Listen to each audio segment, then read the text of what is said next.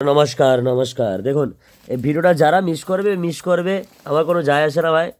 দেখো, আমি প্রায় 7-8 মাস আগে এই বালিশটা কিনেছিলাম। আমাকে প্রায় 6 কেজি তুলো দিয়েছিল, ঠিক আছে? 6 কেজি তুলো বলেছিল, শিমুল তুলো।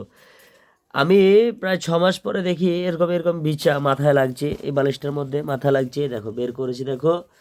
এই দেখো, এক গামলা এখানে রয়েছে, প্লাস এইখানে এ দেখো, ওই দেখো কত নোংরা দেখো বেরিয়েছে, ঠিক আছে? তারপরে এই বালিশটা আমি ভরেছি।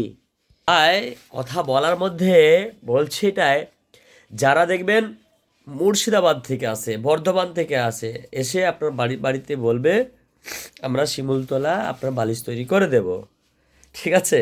তৈরি করে দেবে খুব ভালোভাবে, আপনাকে ঠকিয়ে, মানে পেছনটা মানে ঠকিয়ে আর কি, বিষয়টা বুঝে নাও, ঠিক আছে? পয়সাটা নিয়ে চলে যাবে। হ্যাঁ, দিয়ে এরকম আমার মতো 1 বছর 6 মাস পরে এরকম বিষয়টি দেখতে পাবে। দেখতে পেয়েছো তো? তা আশা করছি যারা যারা ঠকার ইচ্ছে আছে তাদের কাছ থেকে বালিশ করবে, আমার কোনো যায় আসে না। তোষক করবে, কোনো যায় আসে। আমি ভিডিওটা করার কারণ একটাই, আমি নিজে ঠকেছি। আশা করি যারা ভিডিওটা দেখছেন যাতে না ঠকেন।